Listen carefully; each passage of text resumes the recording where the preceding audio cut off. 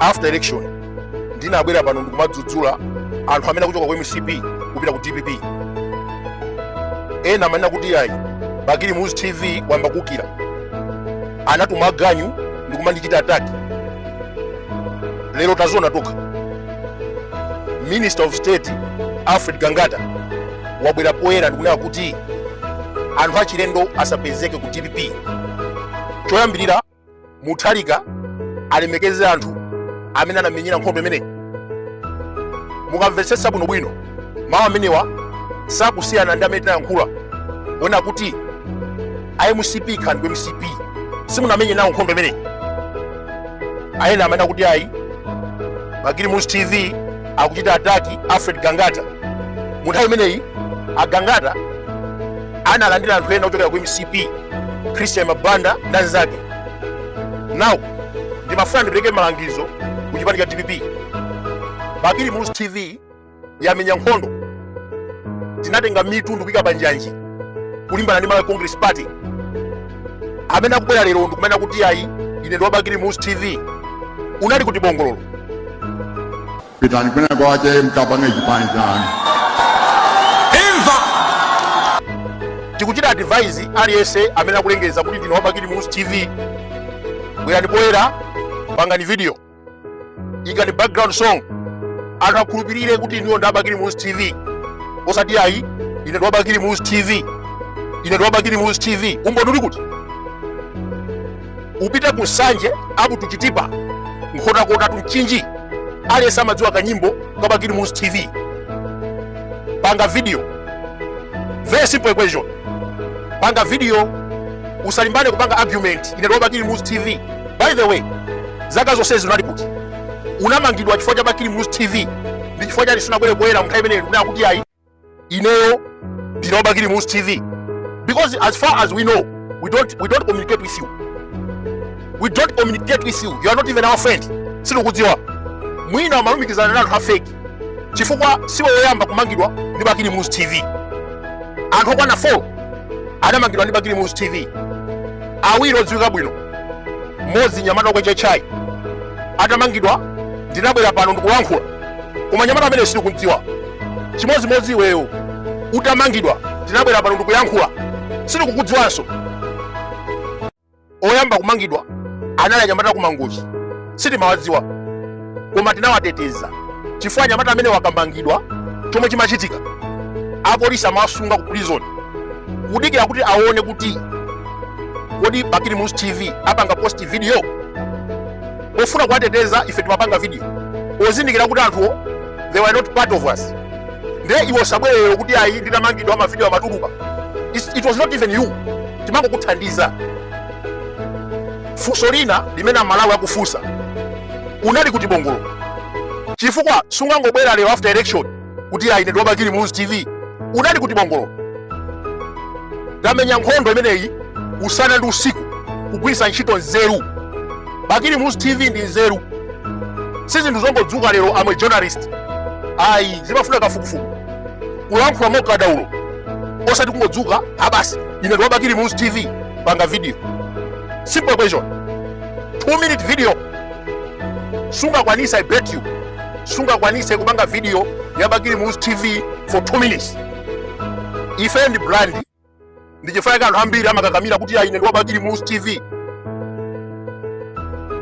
Aliyense amafuna zinthu zabwino tikudziwa zimenezo. Bakili News TV ndi chinthu chabwino. That is why aliyense afuna kukhala Bakili News TV.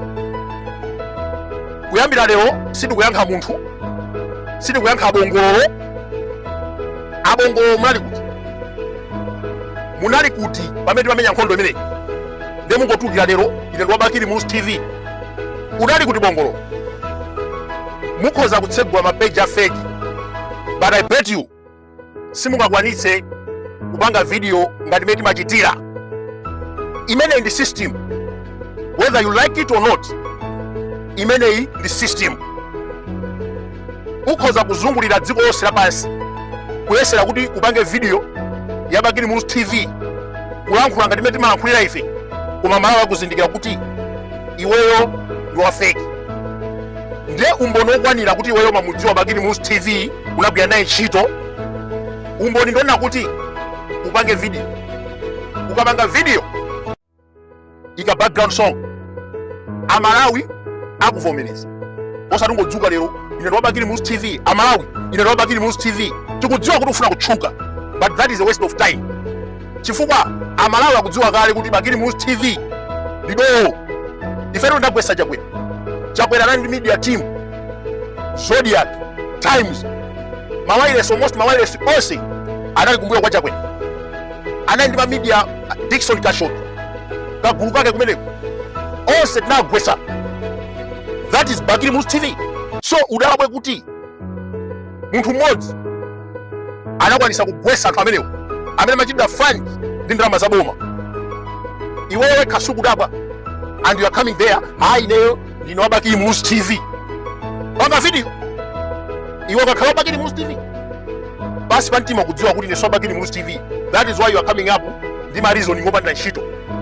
Umalekera ndikuika ma reasoning yako shooting campaign. Tikana kutenga ikana kantha ya campaign ngati iwe manna kuti ndi wa Bakiri Musi TV campaign period, tikana kutenga kuti tabwera kuno utithandize kugwesa Chakwera. Pano tilibe nawe ntchito chifukwa ntchito imene tinali nayo ndiyogwesa Chakwera. Maybe you don't know the main point ya Bakiri Musi TV inali yothana ndi Chakwera. Tinathana nayo panopa tizipitiriza ma video koma tilibe nthawi yolimbana ndiwe. There is no need kuti tibwere pano tizichita proof kuti ayi ineyo ndi wa Bakiri Musi TV ndine wakuti.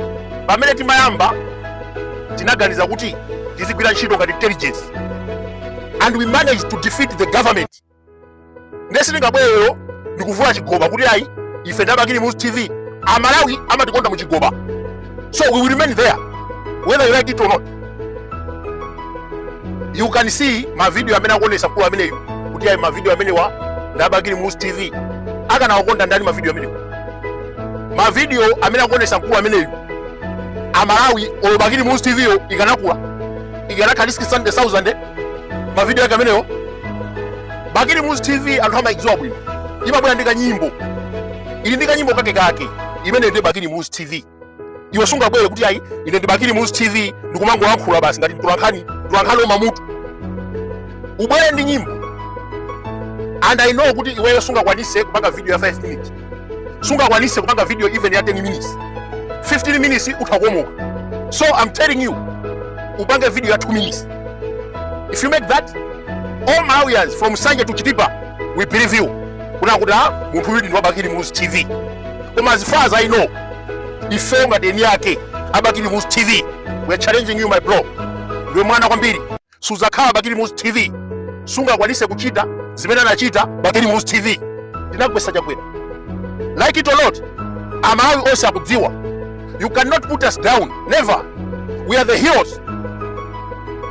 Professor Mutharika nduna zonse mabwana ako kuti akhale pa mpando umenewu ndi Bakiri Musi TV. And let me tell you this, Bakiri Musi TV and my connection ku MCP, ku DPP, UTM, tindi ma connection, but you don't know. Muyese kuma expansion tuwane ngati anthu ngati mwini tukuna mphamvu mpanga expansion tuwane ngati anthu atakusade. Lazarus Chakwera takhala tikumulangiza pano achakwera anthu okuzungulirani ndi mbava amatsutsa amatuma polisi ndikumatisaka. Chisankho chitangotha Lazarus Chakwera anandimbira phone. I'm telling you the truth. Anandiuza kuti anyambata ine muli ndi malangizo abwino, zonse mumalankhula zinali zoona, koma anthu awa anandipangisa kuti inu mukhale adani anga. Komatu akanamvera malangizo amene timamuuza Chakwera bweza kupitiriza pampando. So chisankho chatha, ife timafuna kuti APM asinthe dziko lino. Kampeni imene takhala tikuchita timafuna APM alamulire dziko, athese mavuto amene ali mkhale Chakwera. Panopa mavuto amene usanathe mukutenga anthu kuchoka ku MCP ndikumapitisa ku DPP. Tinabwera pano tinaloyamba kudzudzula, timayenda kuti izi ndi zibwana mukutenga anthu a MCP olephera ndikumapitisa ku DPP. Kodi mukufuna chani? Anakuvotera ndi Amalawi kuti musinthe dziko.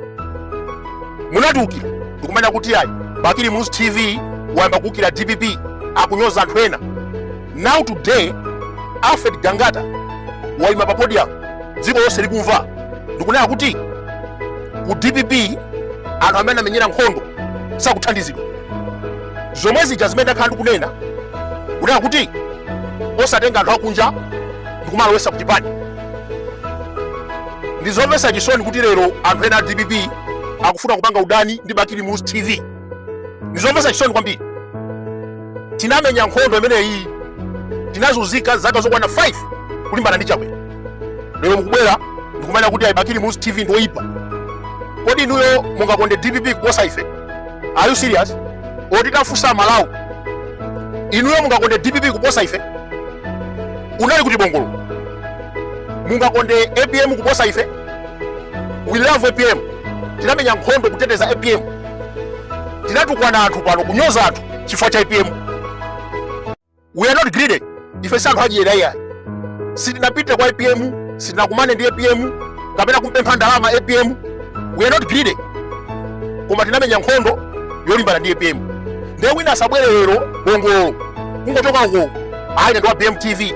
Bakili News TV akudana ndi DPP. Zambika ndi zimenezi. Amalawi ndi mboni. Nkhondo imeneyi ya APM kuti atenge boma. You cannot talk about APM victory without Bakili News TV. Kwa bongolo wina wake akutumidwa ndi anthu ena ake kuti azilimbana ndi BMTV. I say BMTV sungayikwanitse. Timadziwa kuti aliyense akafuna ma followers amalimbana ndi BMTV. Amapeza ma followers. Koma BMTV is a brand, like it or not.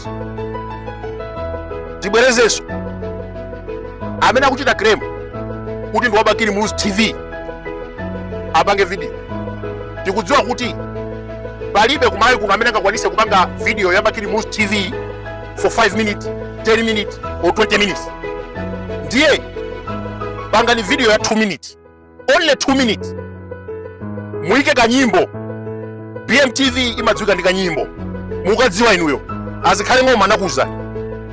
Muike kanyimbo kameneko muyankhule Amalawi akukhulupirira. Bakili News TV inatchuka ndi kanyimbo, inatchuka ndi mawu, ili ndi mawu ake amene mayankhula. That is Bakili News TV. So if you are wise enough, panga video. Simple equation. Panga video. One thing. Kulimbana ndi munthu wozungulira munthu iwenso makawamisa. We don't have time to argue with people. Chifukwa ambiri pamene tikuchita nawo argue. Branding ngati BMTV kumachita argue ndi munthu. Tizingokhala ngati munthu uja kumutchukisa zopanda ntchito. Kutchukisa bongolo. Unali kuti bongolo. Pamene timamenya nkhondo imbana ndi Chakwera. Kumenyera nkhondo APM. Unali kuti bongolo.